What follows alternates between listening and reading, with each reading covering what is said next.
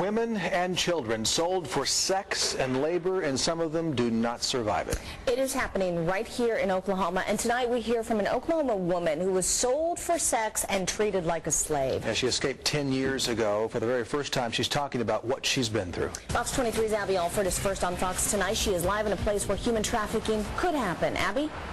Well, Shara, it's right here, a majority in motel rooms where women and children are abused, raped, and treated like modern-day slaves.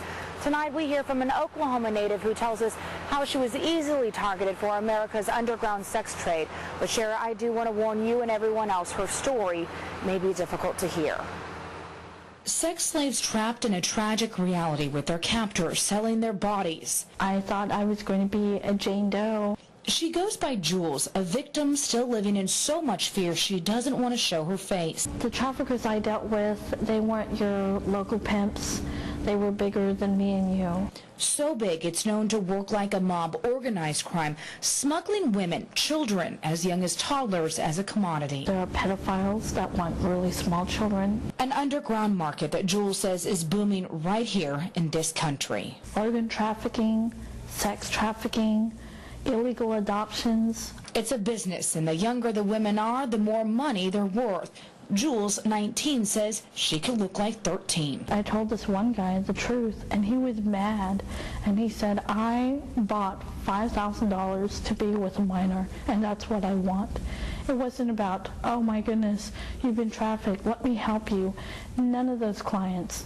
The only escape was to run away. Countless times she would be punished, beaten with the crowbar, yet she still ran. Put me in the bathtub naked and pour ice all the way up to my neck. That way it didn't show bruises. But the real torture came from watching what happened to others. They would chain her to a bed and have a line of men raping her and beating her, and we had to watch. To me, this was hell. So Jules says it was only God that could help her escape. I'm still surviving. I don't think you could ever finish surviving, and I want to share the awareness. Jules was a foster child, and she was vulnerable, an easy teen who was targeted into modern-day slavery. But there are other girls out there. Jules says it doesn't have to be every child who has a rough background. Tonight at 10, learn who these girls are and where they are being targeted. Parents, you will be shocked. Reporting live in East Tulsa, I'm Abby Alford, Fox 23 News. Abby, thank you. In many human trafficking cases, 50 to 1,000 girls are constantly being moved from warehouse to warehouse, and it's all over the country. Oklahoma law now requires anyone convicted of kidnapping must serve 85% of their sentence. Right now, Oklahoma lawmakers are moving ahead on a proposed law that would consider human trafficking a felony that carries a 10-year prison sentence. New at 9, a man accused of killing 3 people with his car is out on bond tonight. Stephen Jameson is charged with 3 counts of first-degree manslaughter. This afternoon, a judge increased his bond to $50,000.